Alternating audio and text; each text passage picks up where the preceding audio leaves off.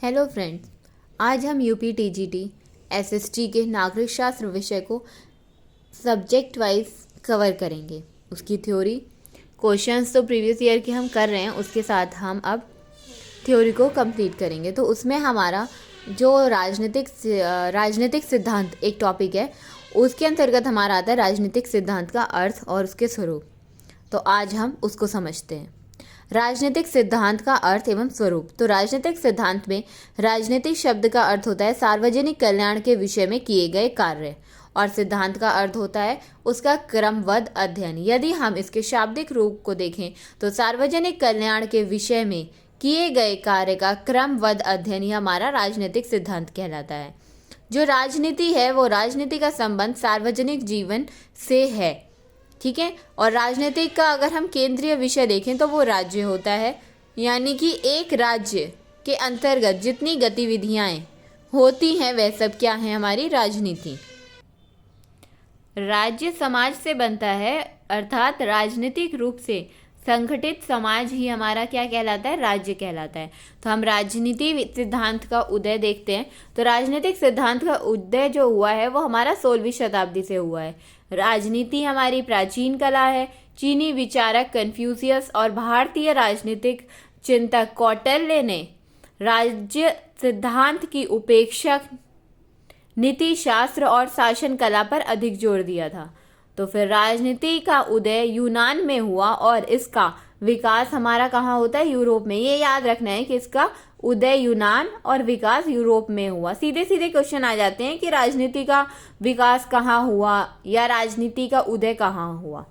फिर हम देखते हैं कि राजनीति की अंग्रेजी भाषा पॉलिटिक्स का शब्द है, जो लैटिस शब्द पॉलिश से बना है, जिसका अर्थ क्या होता है, नगर राज्य। अर्थात एक नगर राज्य में जितनी भी गतिविधियां होती हैं वह सब क्या कहलाती हैं, राजनीति कहलाती हैं। अरस्तु के ग्रंथ का नाम पॉलिटिक्स था।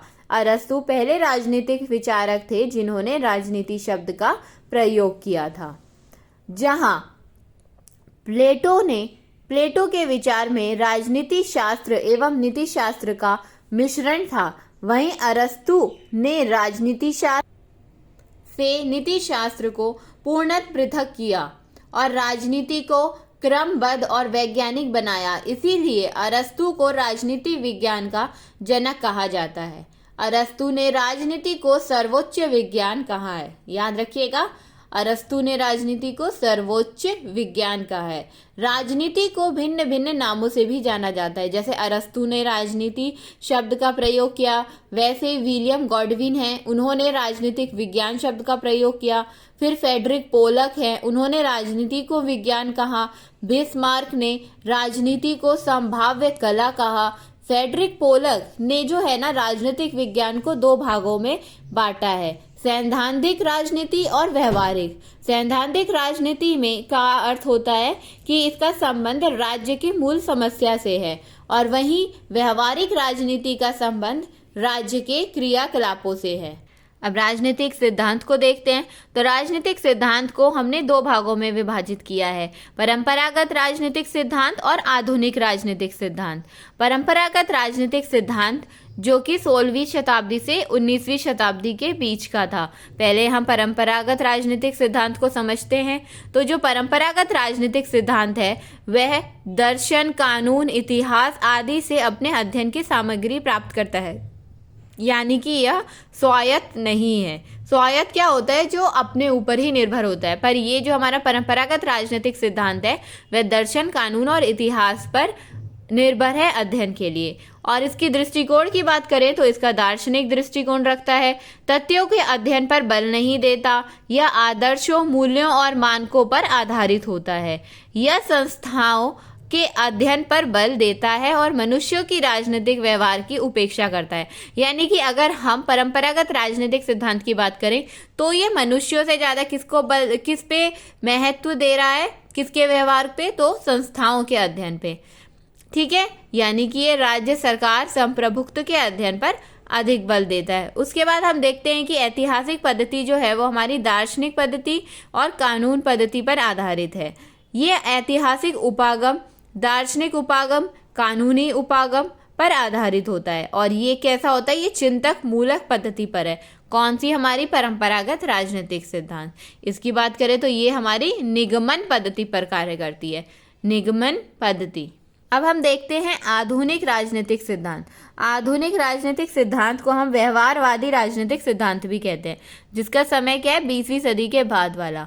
ये वैज्ञानिक दृष्टिकोण रखता है, ये तथ्यों के अध्ययन पर बल देता है, यह मनुष्यों के राजनीतिक व्यवहार पर बल देता है। जैसे हमने परंपरागत में देखा था कि वो संस्थाओं के व्यवहार को अध्ययन पर बल देती है, बट जो हमारा आधुनिक राजनीतिक सिद्धांत है वह मनुष्यों के राजनीतिक व्यवहार पर बल देता है।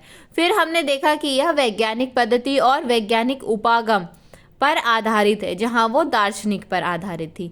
यह आगमन पद्धति पर आधारित है, वो निगमन पर थी। यह स्वायत्त है और हमारी परंपरागत अस्वायत्त थी। यह अनुभव मूलक पर आधारित है, ठीक है, और वो किस पे थी? हमारी चिंतन मूलक पर। इस तरीके से अगर हम डिफरेंस रखते हुए याद करेंगे तो हमें अच्छे से ध्यान रहेगा।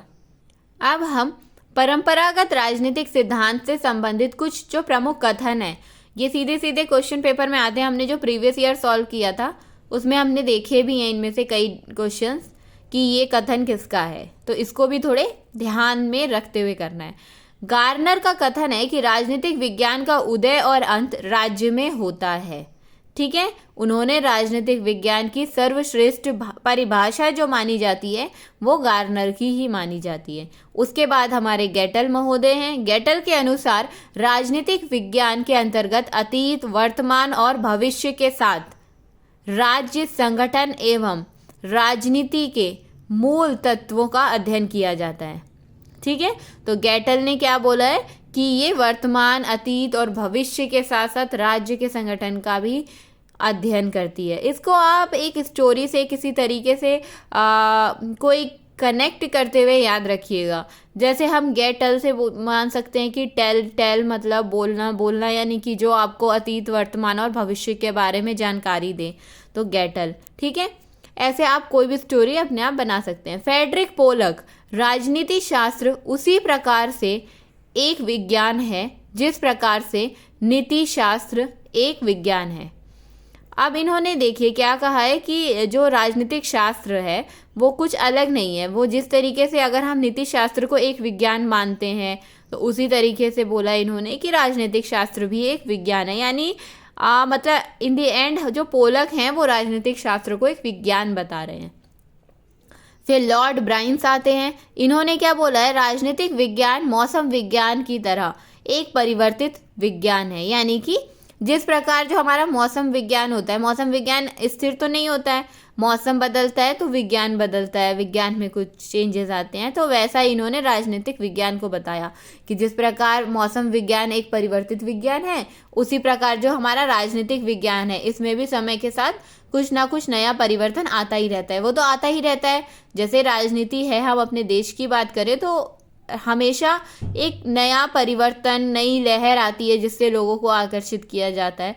तो इसी तरीके से है कि राजनीतिक विज्ञान हमारा परिवर्तित विज्ञान है। फिर हमारे विलोबी आते हैं। विलोबी ने क्या बोला है? राजनीतिक विज्ञान में राज्य, सरकार एवं कानून की व्याख्या की जाती है। तो जो विलोबी महोदय हैं इन्होंने सिंपल बस बोला है कि राजनीतिक विज्ञान हमारा वो है जिसमें राज्य, सरकार और कानून की हम व्याख्या करते हैं। अब देखते हैं आधुनिक राजनीतिक सिद्धांत और व्यवहारवादी राजनीतिक सिद्धांत। अब जो वैज्ञानिक पद्धति और वैज्ञानिक उपागम पर आधारित है, ये हम इसलिए देख रहे हैं क्योंकि इन पॉइंट्स से भी कई क्वेश्चंस निकल के सामने आएंगे, ठीक है। और फिर व्यवहारवादी राजनीतिक सिद्धांत इसीलिए कहा जाता है क्योंकि यह संस्थाओं के स्थान पर मनुष्यों के राजनीतिक व्यवहार को जानने का प्रयास करते हैं। इसीलिए जो हम आधुनिक राजनीति है उसे व्यवहारवादी राजनीतिक सिद्धांत कहते हैं। फिर हम देखते हैं कि हमारा ये आधुनिक राजनीतिक सिद्धांत है वो अनुभव मूलक सिद्धांत है। आधुनिक राजनीतिक सिद्धांत के उदय में ग्राहम वालस की पुस्तक ह्यूमन नेचर इन पॉलिटिक्स एवं ऑथर बेटले की पुस्तक प्रोसेस ऑफ गवर्नमेंट का महत्वपूर्ण योगदान माना जाता है। तो याद रखिएगा, ग्राहम वालस की पुस्तक है ह्यूमन नेचर इन पॉलिटिक्स और ऑथर बेटले की है प्रोसेस ऑफ गवर्नमेंट, ठीक है। तो आप इसे कैसे याद रख सकते हैं वो आप देखिएगा। हम ऐसे जोड़ सकते हैं ग्राहम वालस। वालस अगर हम देखें तो हमारे घर में वास होता है, तो वास में हम फूल रखते हैं। फूल, प्राकृतिक फूल हम अगर रखते हैं नेचुरल एकदम, तो वो हमारा ज़्यादा अच्छा लगता है। तो ग्राहम वालस से आप वास याद रखिएगा, वास में फूल रखते हैं जो कि नेचुरल रखते हैं, तो उससे याद रखिएगा ह्यूमन नेचर इन पॉलिटिक्स, तो नेचर आ जाएगा। ठीक है, वैसे ही ऑथर बैटले का आप ऐसे बना सकते हैं। ऑथर होता है वो क्या करता है, ऑथर बुक्स लिखता है। और अगर कोई ऑथर, हमने काफ़ी ऑथर की बुक देखी है जिसमें वो नॉर्मल किसी चीज़ का प्रोसेस लिखते हैं। अगर हम कोई भी, जैसे अगर इकोनॉमिक्स पे लिख रहे हैं वो, या पॉलिटिक्स पे लिखते हैं, तो वो एक प्रोसेस लिख सकते हैं ना, जैसे कि गवर्नमेंट कैसे बनती है, तो उस पर भी एक पुस्तक लिखी जा सकती है। तो वैसे याद रखिएगा, ऑथर बैटले ने एक पुस्तक लिखी है, प्रोसेस ऑफ गवर्नमेंट। ठीक है, फिर ग्राहम वालस ने मनोविज्ञान की सहायता से मनुष्य के राजनीतिक व्यवहार को जानने का प्रयास किया, जबकि जो हमारे ऑथर बैटले हैं उन्होंने समाज विज्ञान की प्रेरणा से समूह के अध्ययन पर बल दिया। अब इन दोनों की पुस्तक और इन दोनों के विचार में एक बहुत ही अहम अंतर कहेंगे कि वालस जो हैं वो मनुष्य के राजनीतिक व्यवहार को जानने का प्रयत्न करते हैं, वहीं जो ऑथर हैं वो समाज को और समूह के अध्ययन पर बल देते हैं। आधुनिक राजनीतिक सिद्धांत के उदय में अमेरिका सोशल साइंस एसोसिएशन एवं सोशल साइंस रिसर्च काउंसिल का महत्वपूर्ण योगदान है। ठीक है, तो हम ये ऐसे क्वेश्चन आ सकता है कि आधुनिक राजनीतिक सिद्धांत के उदय में किसका योगदान है, तो याद रखना है अमेरिकन सोशल साइंस एसोसिएशन और सोशल साइंस रिसर्च काउंसिल। 1925 में अमेरिका के शिकागो विश्वविद्यालय में राजनीतिक शास्त्रियों की बैठक हुई, जिसमें यह निर्णय लिया गया कि परंपरागत राजनीतिक सिद्धांत समस्याओं के समाधान के समक्ष नहीं है। फिर आधुनिक राजनीतिक सिद्धांत के उदय में महत्वपूर्ण भूमिका चार्ल्स मैरियम की रही। चार्ल्स मैरियम की अध्यक्षता में ही शिकागो विश्वविद्यालय में परंपरागत राजनीतिक सिद्धांत के आधार पर आधुनिक राजनीतिक सिद्धांत लाया गया। इसीलिए चार्ल्स मैरियम को आधुनिक सिद्धांत का बौद्धिक जनक कहा जाता है। अब ये आपको जरूर से याद रखना है कि आधुनिक राजनीतिक सिद्धांत का बौद्धिक जनक किसे कहा जाता है, चार्ल्स मैरियम को। इनकी बुक है प्राइमरी इलेक्शन। व्यवहारवादी राजनीति के प्रमुख तत्व। यह मनुष्यों के राजनीतिक व्यवहार पर बल देता है। व्यवहारवादी राजनीति को प्राकृतिक विज्ञान पर आधारित बताया गया है। इसने राजनीति विज्ञान को मूल्य निरपेक्ष बनाने पर बल दिया है, अर्थात तथ्यों के अध्ययन पर बल दिया गया है। फिर रॉबर्ट डहल ने बोला है कि व्यवहारवादी राजनीति सिद्धांत परंपरागत राजनीतिक सिद्धांत में एक आंदोलन है। अमेरिका का शिकागो विश्वविद्यालय में जिस राजनीति का उदय हुआ उसे शक्तिवादी राजनीति कहा गया। डेविड ईस्टन की कुछ बातें। इनका सिद्धांत या मॉडल कौन सा था? मनुष्य के राजनीतिक व्यवहार को सही जाना जा सके। मनुष्य के राजनीतिक व्यवहार को सही जाना जा सके। डेविड ईस्टन को व्यवहारवाद का जनक कहा जाता है। ठीक है, तो व्यवहारवाद का जनक डेविड ईस्टन को कहा जाता है। और हमने देखा था कि आधुनिक का बौद्धिक जनक जो है वो चार्ल्स मैरियम को कहा जाता है। अगर ये इस तरीके से कनेक्ट करते हुए याद करा करिए कि जब आप वैसा ही कुछ दूसरा पढ़ते हैं तो प्रीवियस ईयर को जरूर रिकॉल कर लिया कीजिए। आगत निर्गत सिद्धांत का जनक कहा जाता है डेविड ईस्टन को। व्यवस्था सिद्धांत का जनक कहा जाता है डेविड ईस्टन को। और मूल्य के आधिकारिक आवंटन के सिद्धांत का जनक भी कहा जाता है डेविड ईस्टन को।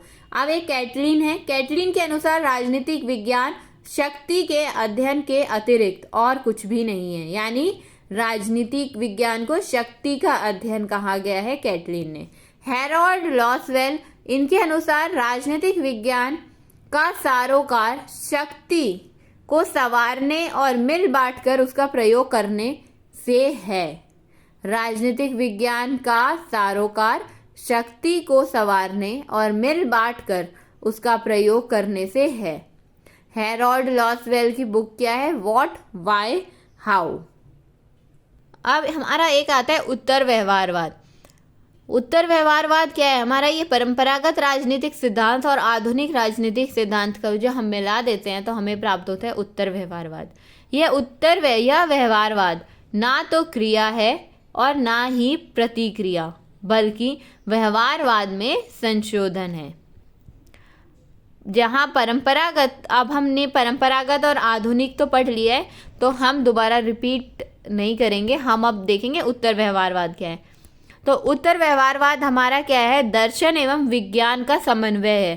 तो इसे ऐसे समझ सकते हैं, परंपरागत में दर्शन था, आधुनिक में विज्ञान था, तो ये दोनों का समन्वय है।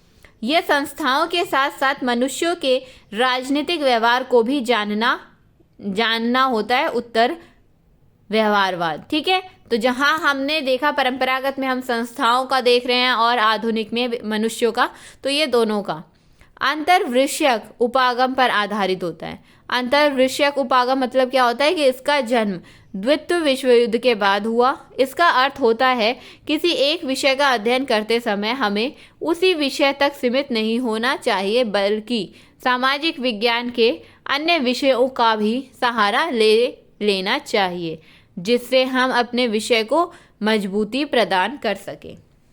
तो ये हमने देखा उत्तर व्यवहारवाद। अब इसमें आते हैं फ्रीमैन के अनुसार इतिहास अतीत की राजनीति है और राजनीति अतीत का इतिहास है। तो मतलब क्या कहना चाह रहे हैं फ्रीमैन? हमें ये कहना चाह रहे हैं कि जैसे इतिहास जो है वो क्या है, जो अतीत में राजनीति घटित हुई होगी वो है, और अगर हम राजनीति की बात करें तो वो कहीं ना कहीं अतीत का इतिहास है। मतलब ये समझना है कि हम इतिहास को जब पढ़ते हैं तो हम इतिहास को इतिहास क्या पढ़ते हैं, उसमें जो अतीत में घटित हुआ है और जो आज के टाइम में चल रहा है वो हम कहीं ना कहीं उसी परिप्रेक्ष्य में देखते हैं कि जो अतीत का इतिहास है। ठीक है, थोड़े कंफ्यूजिंग हैं बट आपको क्लियर करते हुए पढ़ना है। आपको कंफ्यूज होते हुए नहीं पढ़ना है कि बस पढ़ लिया और हमें वहाँ ध्यान आ जाएगा, तो नहीं आएगा।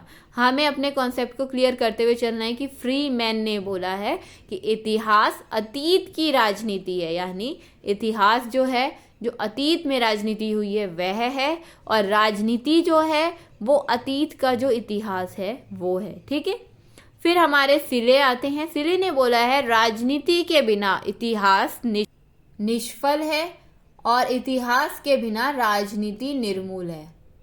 यानी इतिहास और राजनीति को परस्पर संबंधी बताया है। सिले के अनुसार इतिहास के उदार प्रभाव के बिना राजनीति बर्बर है और राजनीति के साथ अपना संबंध भुला देने पर इतिहास साहित्य मात्र रह जाएगा। यानी कि यदि हम देखें तो इतिहास और राजनीति विज्ञान का बहुत ही करीबी संबंध है। बिना इतिहास के राजनीति का कोई मतलब नहीं है और बिना राजनीति के इतिहास का भी कोई मतलब नहीं है। तो आज हमने ये सिद्धांत देखे। कल हम राज्य का अर्थ और राज्य के निर्माण तत्व पढ़ेंगे। तो अगर आपको ये कंटेंट अच्छा लगा हो और आपके लिए यूज़फुल रहे, ये रहेगा क्योंकि ये एकदम UPTGT SST का जो सिलेबस है उसके अकॉर्डिंग ही है, तो पेपर कभी भी हो सकते हैं। तो अगर आपको अच्छा लगे तो चैनल को सब्सक्राइब जरूर करिएगा, शेयर करिएगा और लाइक करिएगा। To be continue. Okay, thank you.